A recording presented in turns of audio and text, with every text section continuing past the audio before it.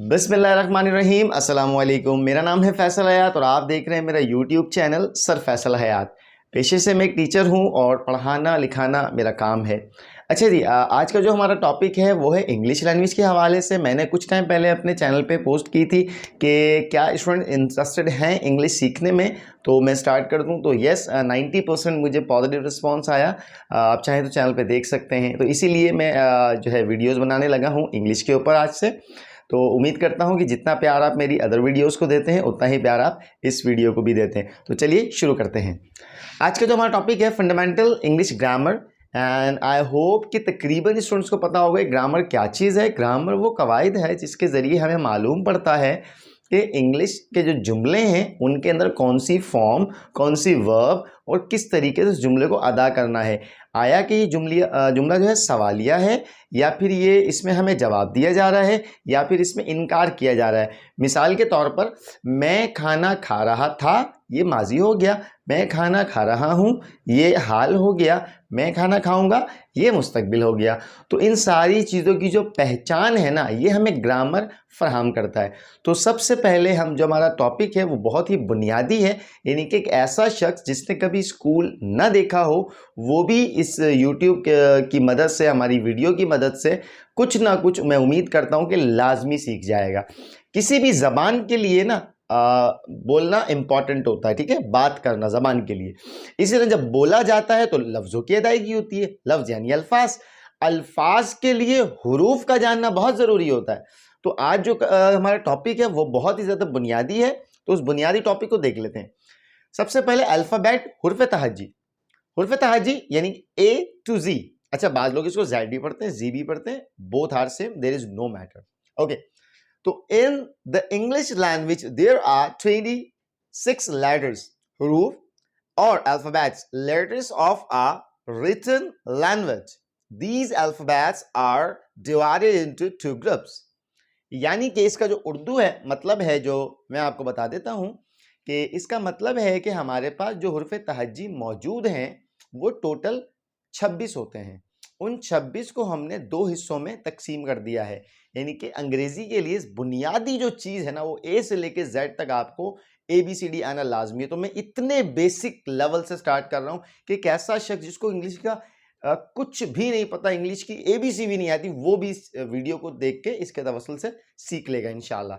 तो इसके बाद हमारे पास जो टॉपिक आता है वो है हमारे पास सेकंड नंबर पे फंडामेंटल इंग्लिश ग्रामर का वॉवल्स एंड कॉन्सोनेंट्स। यहां पर मैं आपको एक चीज पहले कंफर्म कर दूं, this is called consonants, not constant. अच्छे खासे पढ़े लिखे लोग ना जाने क्यों इसको कांस्टेंट पढ़ते हैं, I don't know why.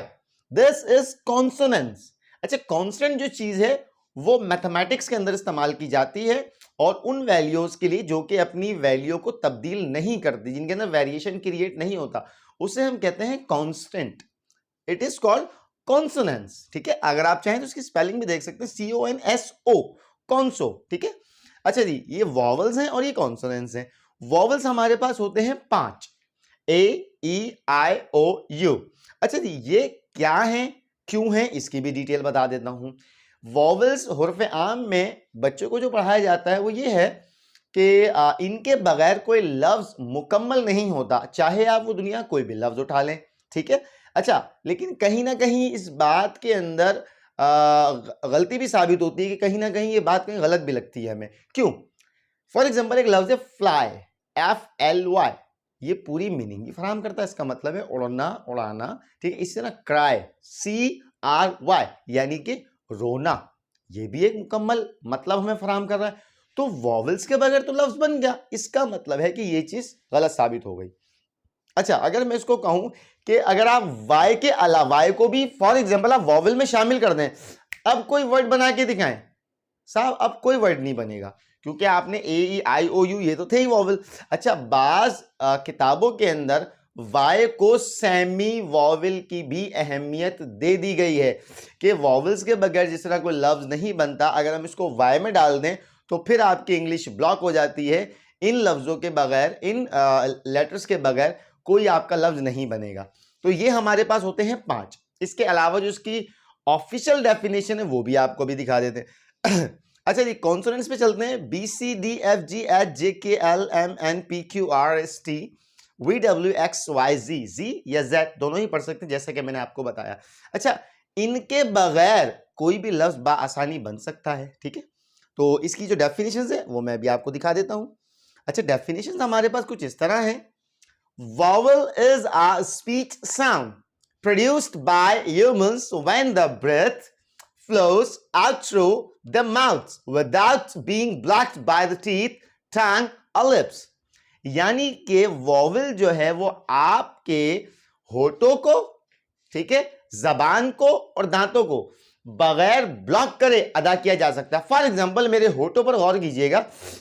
A, E, I, O, you, यानी कि आपकी जबान, आपके दांत और आपके होंठ ये ब्लॉक नहीं होते जब आप इन पांचों लफ्जों की अदायगी करते हैं, ए आई ओ यू।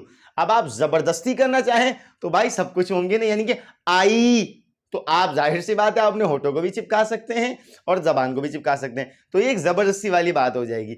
और it is not called I, it's I, ठीक है। इसको बाज़ औक़ात बहुत ज्यादा डीप करके पढ़ दिया जाता है, आई, इस तरीके से ना पढ़ा करें, इसको आई पढ़ा करें, ठीक है। जैसे ही हमारे जो गोरों का जो प्रोनाउंसिएशन है उसी तरीके से अगर अदायगी करें तो क्या ही बात है। उसके बाद चलते हैं कॉन्सोनेंट्स पे। Consonants are the basic speech sound in which the breath is at least partly obstructed. अच्छा, ये जो obstructed हमारे पर वर्ड आ रहा है इसका मतलब होता है रुकावट। ब्रेथ यानी सांस लेना, एटलीस्ट यानी कि थोड़ा, यानी बिल्कुल कम से कम, और पार्टली हिस्सों में, यानी कि अगर आप कॉन्सोनेंट्स की अदायगी करते हैं तो ये कुछ ना कुछ किसी ना किसी हिस्से में आपकी जबान, होंठ और दांतों को लाजमी ब्लॉक कर देगा। यानी कि बी, देखें, आज जब मैं बोलता हूं बी तो मैंने पहले, सबसे पहले अपने दोनों होठों को ज्वाइन किया, बी, जब भी जाके ये लफ्ज प्रोनाउंस होगा।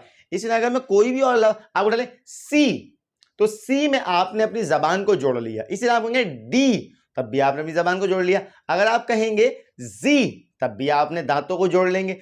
तो लाजमन इन लफ्जों की अदायगी के लिए आपको अपनी इन तीनों चीजों का इस्तेमाल करना पड़ता है, जबान, दांत, और इस्तेमाल बोल रहा हूं यानी कि इनको जोड़ना पड़ता है। और वॉवल्स के अंदर आपको इन पांचों लफ्जों के लिए जोड़ने की जरूरत नहीं होती। इसके साथ साथ वॉवल में 99.9% होता है कि आप इनके बगैर कोई वर्ड नहीं बना सकते, लेकिन शाज़ो नाज़र चंद वर्ड ऐसे हैं जो वॉवल के बगैर बन सकते हैं, जो मैंने आपको एग्जांपल दी। जैसे आप फ्लाई कह लें, क्राई कह लें, ड्राई कह लें, रिदम कह लें। इसके अलावा तकरीबन 50+ ऐसे वर्ड्स जो मैंने रीड आउट किए हैं आप वाई के साथ बना सकते हैं, लेकिन वॉवल्स के साथ, यानी कि वाई के साथ बन जाएंगे, उसमें भले ही वॉवल का इस्तेमाल ना हो रहा हो। तो उम्मीद करता हूं कि आज का पहला लेक्चर, पहला टॉपिक आपको समझ आया होगा, जो कि बहुत ही ज़्यादा बुनियादी रखा था हमने, vowels and consonants. So I hope कि आपको ये वीडियो बहुत ही ज़्यादा पसंद आए, अल्लाह करे ऐसा हो जाए। और प्लीज़ इस वीडियो को भी उतना ही प्यार दें जितना आप मेरी अदर वीडियोस को देते हैं। और इसी के साथ साथ मुझे इजाज़त दीजिए, मैं आपसे मुलाकात करूँगा इंशाल्लाह एक अगली वीडियो में एक नए टॉपिक के साथ, जो आपके तमाम स्टूडेंट्स के लिए हेल्पफुल हो इंशाल्लाह। So please subscribe my channel and don't forget to press the bell icon, and I will meet you in the next video. Till goodbye.